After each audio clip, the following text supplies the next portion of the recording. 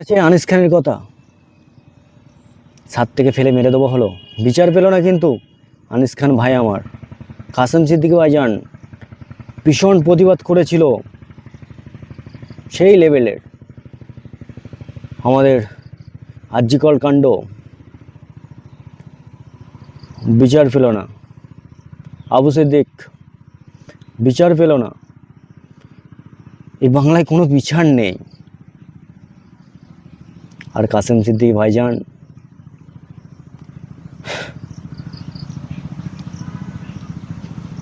একদম নবান্ন কোম্পানি থেকে শুরু করে যত তৃণমূলের নেতা সবাই কিন্তু চোর চোর চোর চোর চোর চোর চোর, জোরে বলেন চোর চোর। কেমন আছো সবাই, গ্রামবাসী দেশবাসী ভাই বোনেরা? তো অনেক দিন ধরে বুকের মধ্যে কিছু জমিয়ে রেখেছে, কিছু কষ্ট, কিছু কথা। আজকে ভাবলাম একটু প্রকাশ করা যাক। সত্যি বলছি, আমি খুবই কষ্টর ভেতরে আছি, খুবই। এখন যে পরিবেশটা দেখছি না, সত্যি বলছি খুব খারাপ লাগছে। থাম্বনেল থেকে বুঝতে পেরেছি আমি কার নিয়ে কথা বলবো। আজকে ফিরোজা আব্বাস সিদ্দিকী ভাইজানের নিয়ে কথা বলবো, ফিরোজা নওশাদ সিদ্দিকী ভাইজানের নিয়ে কথা বলবো, ফিরোজা কাসেম সিদ্দিকী ভাইজানকে নিয়ে কথা বলবো, আর ফিরোজা তোয়াজ সিদ্দিকী হুজুর চাচাজানকে নিয়ে কথা বলবো। তো 2016 সাল থেকে ফিরোজা আব্বাস সিদ্দিকী যখন মাঠে লেগেছিল সংগঠন নিয়ে, তখন থেকে একটাই উদ্দেশ্য ছিল, অকাপ বাঁচাও। অকাপ নিয়ে নেবে আমাদের কাছ থেকে, অকাপ চলে যাবে। তুমি নিজের মসজিদ উঠতে পারবে না, নিজের কবরস্থান, নিজের বাসস্থান কিচ্ছু বাঁচাতে পারবে না তুমি। মসজিদ মাদ্রাসা কিচ্ছু বাঁচাতে পারবে না অকাপ নিয়ে নিলে। তখন অনেক ফিরোজা মৌলভী মজ্জেন সাহেব তারা কেউ গুরুত্ব দেয়নি, নেইনি। বিভিন্ন ধরনের ভাইজানের তকমা লাগাতে গিয়েছে। ভাইজান বিজেপির কাছ থেকে টাকা খেয়েছে, ভাইজান বিজেপির কাছ থেকে কলাঘাটে এত টাকা নিয়েছে। অনেক আলেমোলা গলা চিৎকার করে করে গলা দিয়ে রক্ত বেড়ে গেছে, কিন্তু তাও তারা বলা বন্ধ করেনি। 2021 সালে যখন এসে পার্টিটা লঞ্চ করলো, আইএসএফ নামের যে দলটা লঞ্চ করলো যখন, ইন্ডিয়ান সেকুলার ফ্রন্ট, তখন তো আরও বাংলার আলে মোলামা পীরজাদা সবার মাথা খারাপ হয়ে গেছে ভাই, যে হুজুররা কেন পার্টি করবে, আব্বাস সিদ্দিকী কেন দল গঠন করবে, এটা হারাম, এটা চলবে না। হুজুররা পার্টি করতে পারে না, পার্টি নোংরা জিনিস। তখন আছে সবাই গ্রামবাসী দেশবাসী ভাই বোনেরা? তো অনেক দিন ধরে বুকের মধ্যে কিছু জমিয়ে রেখেছে, কিছু কষ্ট, কিছু কথা। আজকে ভাবলাম একটু প্রকাশ করা যাক। সত্যি বলছি, আমি খুবই কষ্টর ভেতরে আছি, খুবই। এখন যে পরিবেশটা দেখছি না, সত্যি বলছি খুব খারাপ লাগছে। থাম্বনেল থেকে বুঝতে পেরেছি আমি কার নিয়ে কথা বলবো। আজকে ফিরোজা আব্বাস সিদ্দিকী ভাইজানের নিয়ে কথা বলবো, ফিরোজা নওশাদ সিদ্দিকী ভাইজানের নিয়ে কথা বলবো, ফিরোজা কাসেম সিদ্দিকী ভাইজানকে নিয়ে কথা বলবো, আর ফিরোজা তোয়াজ সিদ্দিকী হুজুর চাচাজানকে নিয়ে কথা বলবো। তো 2016 সাল থেকে ফিরোজা আব্বাস সিদ্দিকী যখন মাঠে লেগেছিল সংগঠন নিয়ে, তখন থেকে একটাই উদ্দেশ্য ছিল, অকাপ বাঁচাও। অকাপ নিয়ে নেবে আমাদের কাছ থেকে, অকাপ চলে যাবে। তুমি নিজের মসজিদ উঠতে পারবে না, নিজের কবরস্থান, নিজের বাসস্থান কিচ্ছু বাঁচাতে পারবে না তুমি। মসজিদ মাদ্রাসা কিচ্ছু বাঁচাতে পারবে না অকাপ নিয়ে নিলে। তখন অনেক ফিরোজা মৌলভী মজ্জেন সাহেব তারা কেউ গুরুত্ব দেয়নি, নেইনি। বিভিন্ন ধরনের ভাইজানের তকমা লাগাতে গিয়েছে। ভাইজান বিজেপির কাছ থেকে টাকা খেয়েছে, ভাইজান বিজেপির কাছ থেকে কলাঘাটে এত টাকা নিয়েছে। অনেক আলেমোলা গলা চিৎকার করে করে গলা দিয়ে রক্ত বেড়ে গেছে, কিন্তু তাও তারা বলা বন্ধ করেনি।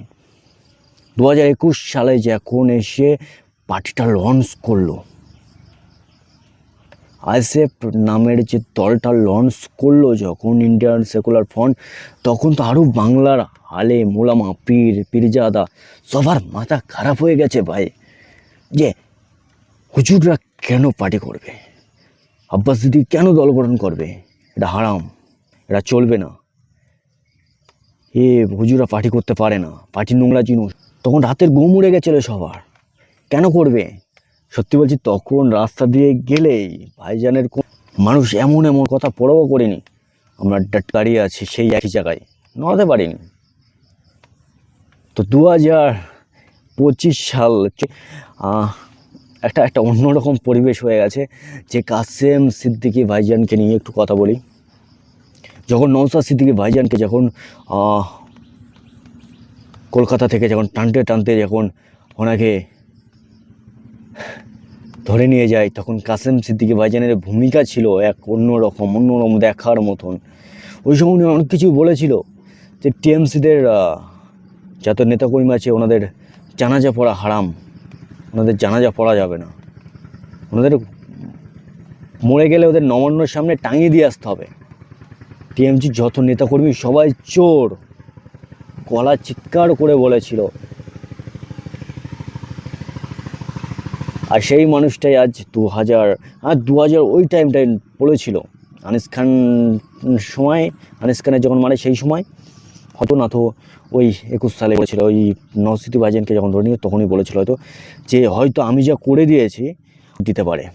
তোমার কথা খেটে গেছে, 26-25 সাল চলছে, তো তোমাকে তুমি তোয়া সিদ্দিকী চাচাজানকে নিয়ে তুমি অনেক বড় বড় কথা বলতে, যে তোমার জিভটা দেখি চেটে চেটে কত লম্বা হয়ে গেছে, কত বড় হয়ে গেছে, এইসব কথাগুলো বলা ঠিক না, আমাদের বলা ঠিক না, সত্যি বলছি, কিন্তু কষ্ট থেকে বলছি। আর তুমি আজকের টিএমসিটা সত্যি বলছি, শওকত মোল্লা বলেছে তোমাকে বলেছে পচা আলু, জানি না, তা অরিজিনালি টিএমসিটা এখন পচে গেছে, এটা এখন শেষ সময়, এই পার্টিটা এখন শেষ সময়, সত্যি কথা বলতে সবাই জানে। কারণ আজিকাল কাণ্ড থেকে শুরু করে আনিস খান থেকে শুরু করে তো অনেকেই কেউ বিচার পায়নি ভাই এই বাংলায়, মানুষ ক্ষিপ্ত হয়ে গেছে। তো সবাই নিয়ত করলো যে 26 সালে এটাকে সরাতে হবে, বিজেপি আর টিএমসিকে সরাতে হবে, নিয়ত জোট বেঁধে নিয়েছে। আর মাননীয় আমাদের মুখ্যমন্ত্রী, উনি অরিজিনালি খুবই বুদ্ধিমান একটা ব্যক্তি মানুষ, তাই যদি না হতো তাহলে আজকে এত বাংলায় এত মানুষ থাকতেও ফুরফুরা থেকে যে কাসেম সিদ্দিকী সবচেয়ে টিএমসি পার্টির কঠোর বিরোধিত সমালোচনা করত, তাকেই আজকে সাধারণ সম্পাদক বানিয়ে দিয়েছে। যে আজকে আমার এই জিনিস খুব ভালো লেগেছে যে তুমি আমাদেরকে যত বদনাম করতে, আজকে তোমাকে আমার পার্টিতে সাধারণ সম্পাদক করে দিলাম, তোমাকে উপরের পোস্টে যোগ দিয়ে দিলাম, তুমি এখন আমাদেরকে নিয়ে তারিফ করো।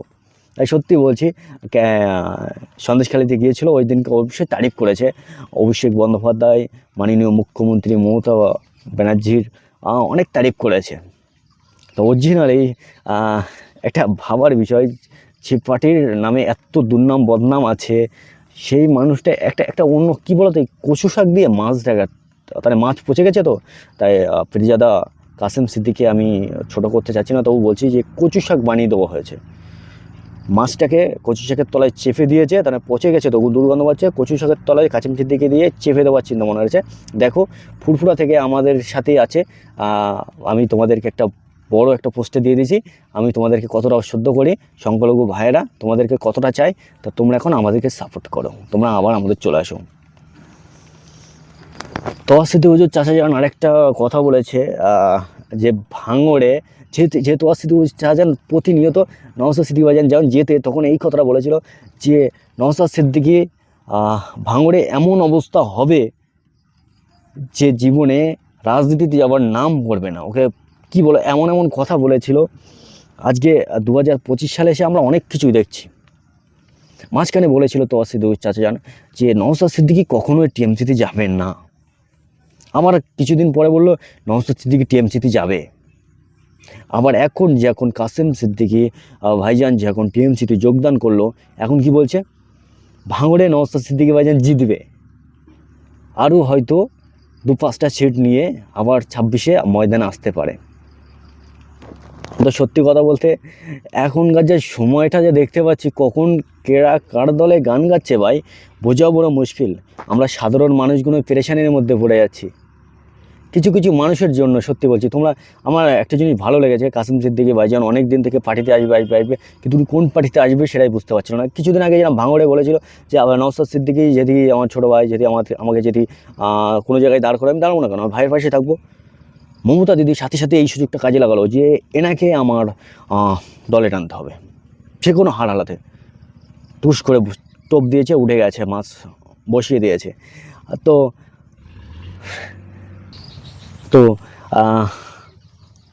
26 সালে এরকম একটা পরিস্থিতি হবে যে মানুষ কনফিউজ হয়ে গেছে যে কোন দিকে যাবে। কিন্তু যারা মানুষ তারা নিয়ত করে নিয়েছে 26 সালে টিএমসি বিজেপিকে এই বাংলা থেকে হটাতে হবে। তার জন্য জোটবদ্ধ হচ্ছে আর হবে। আমরা একটা ভালো একটা ফলাফল দেখতে পাবো জোট হলে, আর ইনশাল্লাহ সেটাই হবে।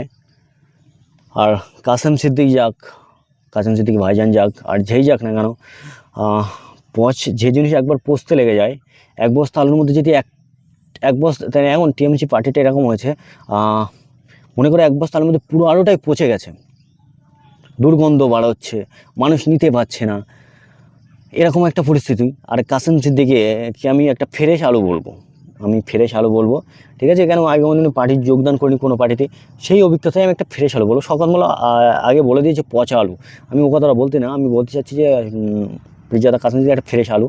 তা উনি মনে করে এক বস্তা পচার আলুর মধ্যে ঢুকে গেছে। তা বলো, ওই একটা আলু কি সব আলুকে ভালো করতে পারবে? ওই একটা আলুও পচে যাবে। আমি এইটুকুই বলবো, তোমরা কমেন্টে জানাবে কি ওই একটা আলু কি সব আলুকে ভালো করতে পারবে? ওই আলুটাই পচে যাবে। আমি জানি না, আমি এর পরে আর কোনো উত্তর আমি বলছি না, তুমি কমেন্ট করবে বস, আমি তোমাকে বলছি। তো সত্যি 25 সাল 24 সাল অনেক কিছুই দেখলাম, যে মমতা দিদি আমাদেরকে বলল যে অকাপ নিয়ে যে আন্দোলন করবে এই পশ্চিম বাংলায়, তার সবচেয়ে বড় শত্রু আমি। আজিকাল কাণ্ড নিয়ে অত বড় ঘটনা ঘটে গেল, কোনো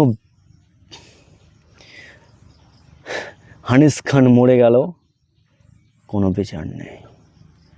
একটা ভাবনার বিষয় বস। আর সেই দলে কাসেম সিদ্দিকী ভাইজান দলে নাম লিখিয়ে তিনি এখন সেই পার্টির হয়ে গুণগান গাচ্ছে। আমি ছোট্ট দিমাকে আমার যতটা ধারণা ভুল করেছে, আমি জানি না সবার মতামত এক না, কিন্তু আমার ডিসিশন আমি জানাচ্ছি, ভুল করেছে। এর জন্য জানি না কোথায় গিয়ে এই 26 সালে কি হবে, কিন্তু 26 সালে একটা লড়াই হবে। আমি ভিডিও বেশি লম্বা করলাম না। তো আব্বাস সিদ্দিকী ভাইজানের কথা খাটছে, মানুষ বুঝছে। সেসব মানুষগুলো আগে একসময় গালখিস্তি করতো, আজকে দেখো কিছুদিন আগে যে ওয়াকফ নিয়ে এত আন্দোলন হয়ে গেল, পুরো একদম বাংলা ব্রিগেড ডাকলো। সত্যি কথা বলতে ব্রিগেড ডেকেছিল, আমরা খুব এক্সাইটেড ছিলাম যে আজকে বাংলা একটা ঐক্যত দেখবো। আমরা মুসলিম সমাজের একটা সংখ্যালঘু ভাই, যারা পিছিয়ে বলেন ভাইদের আমরা একটা কলকাতায় একটা জমায়েত দেখবো, একটা ব্রিগেড, মানে ভীষণ ব্যাপার। সমস্ত আলেম ওলামা সাধারণ মানুষ থেকে শুরু করে সবাই যাবে। আমার বিয়ে বাড়ি ঠিক করে নিয়েছে, পরিষ্কার করে বলছি, আমার বিয়ে ঠিক হয়েছে বাড়িতে। একটা মেয়েকে রাস্তা দিয়ে যেতে যেতে পছন্দ হয়েছে, আমি বাড়িতে বললাম যে আমার বিয়ে দিতে হবে মেয়ের সাথে। আমার বাড়ির লোক কিছু না দেখে শুনেই না সাথে সাথে নেমন্তন্ন করতে চলে গেছে, কুটুমবাড়ি প্রত্যেক সারা জায়গায় নেমন্তন্ন ছড়িয়ে দিয়েছে। দুবার পরে কী হয়েছে বলো তো, যখন মেয়ের বাড়ি গিয়েছে না, যে তোমার মেয়েটাকে আমার ছেলে পছন্দ করেছে, মেয়েটাকে আমাদের দরকার, বিয়ে দিতে আমরা বৌমা বানাবো, তখন মেয়ের বাবা মা কী করেছে জানো? তোমাদের পছন্দ না, আমার ছেলে পছন্দ হয়নি, বিয়ে ক্যান্সেল, আমরা মেয়ে বিয়ে দেবো না, মেয়ে ছোটো। ঠিক এই ওয়াকফ বিলের যখন প্রচার হলো, আইন নিয়ে যে বিলটা না পাস করে, যে মাঠ পারমিশন না নিয়ে যে প্রচারটা করলো না, ঠিক এরমই একটা কেস করলো। তুমি মাঠ না পাস করেই তুমি সারা দুনিয়া হলিয়ে দিয়েছো যে ব্রিগেড চলো, একটা রমরমের সজো, যে একটা আন্দোলন যে একটা মোড় ছিল সেটাকে ডাইরেক্ট ব্রিগেডে ঘুরিয়ে নিয়ে গেছে। নেবার পরে ব্রিগেডটা পাস করার জন্য যখন মেন জায়গায় গিয়েছে, তখন সরকার একে আছে মাননীয় মুখ্যমন্ত্রী আমাদের মমতা ব্যানার্জি, উনি ডাইরেক্ট বললো আমাদের পছন্দ হচ্ছে না, এটা এই জমায়েতটা করতে দিলে আমার ক্ষতি হবে। উনি বুঝলো, উনি তুরন্ত বারণ করে দিল, ক্যান্সেল করে দিল। আর আমাদের যে সংখ্যালঘু ভাইদের একটা আবেগ, ওটাকে নিয়ে খেলেছে, তখন মানুষগুলো ঝিমে পড়লো, দিশেহারা হয়ে গেল। ওয়াকফটা থেমে গেছে, বুঝতে পারছো? ওয়াকফটা পুরো লিভে গেছে এই যে আন্দোলনটা নিয়ে। তার মাননীয় মুখ্যমন্ত্রী যখন বললো যে আপনারা ওয়াকফ নিয়ে যারা আন্দোলন করবে সবচেয়ে বড় শত্রু আমি, তখন আপনারা পুরো ডোবের মধ্যে ঢুকে গেছেন, আর আপনারা একটা প্রতিবাদ করেননি। যে মাননীয় মুখ্যমন্ত্রী আপনি এই কথাটা বলছেন কেন? মাননীয় মুখ্যমন্ত্রী হচ্ছে আমি যতদিন আছি ততদিন তোমরা ঠিকভাবে থাকো। তা তুমি হয়তো 26 সালে নাও থাকতে পারো, কি 27 সালে নাও থাকতে পারো, তারপর যে আসবে সে তো আমাদের মাথায় উঠে নাচবে। তো তোমাদেরকে বলছি ভাই, যে জিনিসটা উদ্যোগ নেবে, কাজ করতে পারলে মাঠে লাভবে না তো লাভবে না। আমাদের মতন সাধারণ মানুষের নিয়ে চিনিমিনি খেলবে না। পিরজাদা আব্বাস সিদ্দিকী 16 সাল থেকে চিৎকার করছে, 16 সাল থেকে, আর হাজিও ময়দানে আছে বাপের বেটা, বুক ফুলিয়ে ঘুরে বেড়াচ্ছে। মমতা ব্যানার্জি চ্যালেঞ্জ করেছিল সবচেয়ে বড় সূত্র আমি, আব্বাস সিদ্দিকী ভাইজান লেবে গেছে মাঠে, উনি আছে, উনি ব্রিগেড ডাকবে অবশ্যই। তো আব্বাস সিদ্দিকী ভাইজানের পাশে আছে। আর আমি প্রত্যেকেই বলবো, যারা ভয় পাচ্ছ তারা প্রকাশ্য আসতে হবে না, আব্বাস সিদ্দিকী ভাইজানের পেছনে থাকো তোমরা, আব্বাস সিদ্দিকী ভাইজান সামনে থাকবে, তোমাদের প্রকাশ্য ভেতর দিয়ে সাপোর্ট করো আব্বাস সিদ্দিকী ভাইজানকে, ওনার হাত থেকে মজবুত করো ভাই, বিশ্বাস করো, মজবুত করো। আমাদের জন্য নয়, তোমার নাতিপুতি, তোমার বাচ্চা কাচ্চাদের জন্য, তোমার ভবিষ্যতের কথা ভেবে মনে করো। এই ওয়াকফ বিলটা যে আইনি পাস হয়ে গেছে, এটা সুপ্রিম কোর্টে কেস চলতে, এটা যদি পুরোপুরি যদি পাস হয়ে যায়, পুরোপুরি যদি সব জায়গায় লাগু হয়ে যায়, তো আব্বাস সিদ্দিকী ভাইজানের কথাই ঠিক হয়ে যাবে। যে চোখ দিয়ে পানি নয়, রক্ত বেরোবে, খুন বেরোবে, খুন, বিশ্বাস করো, খুন বেরোবে।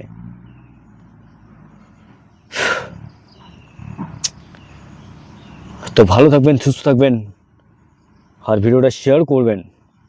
26 সালে দেখা হবে, আসবো তোমাদের মাঝে, পুরো আপডেট তুলে ধরবো। আর এই ভিডিওটা শেয়ার করো প্রত্যেক মানুষের কাছে, দেখার তাদেরকে সুযোগ করে দিও। পিরজাদা কাসেম সিদ্দিকী ভাইজান, আমাদের খুব কষ্ট দিয়েছো তুমি।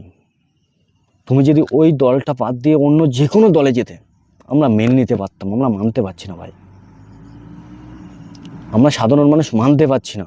অনেকেই বলছে, সবার মতামত আছে, ঠিক আছে, যাদের নিজের ব্যক্তিগত ব্যাপার, আমরা তোমাদেরকে ভালোবাসি। আমরা ফুরফুরার প্রত্যেক পিরজাদা ভাইদের, আমরা চাচাজানদের প্রত্যেকেরই আমরা সবাই ভালোবাসি, মন থেকে ভালোবাসি, বিশ্বাস করো, খুব ভালোবাসি। আর তোমরা যখন এরকম করো না, সত্যি বলছি, আমাদের মন ভেঙে যায়, আমাদের মন ভেঙে যায়, আমরা দিশেহারা হয়ে যাই, খুব কষ্ট লাগে। বিশ্বাস করো, তুমি যখন গিয়েছো, যখন শুনেছি না, রাত্রে ঘুম হয়নি। নওশাদ সিদ্দিকী ভাইজানকে যেদিনকে অ্যারেস্ট করেছিল না, ওই দিনকে রাত্রে ঘুম হয়নি, অরিজিনালি 2 দিন ঘুমোতে পারিনি। আর আজকে তুমি যখন টিএমসিতে যোগদান করেছো, সত্যি বলছি, আমাদের রাতের ঘুম রয়ে গেছে। যে যেই মানুষটা এত কিছু বলে রেখেছে, যেই মানুষটাকে নিয়ে এত কিছু সমালোচনা করে রেখেছে, সেই মানুষটা ওই দলে গিয়েছে, আর ওই দলকে নিয়ে এখন সমালোচনা করবে, ওই দলকে যে এত বন্যাম দুর্মনা আছে, সেইগুলো এখন প্রশংসা করবে। এটা কিরকম একটা লাগছে না, একটা অন্যরকম লাগছে, সত্যি বলছি, খুব কষ্ট লাগছে। তো ভালো থাকবেন, সুস্থ থাকবেন, ভিডিওটা শেয়ার করুন, বাস।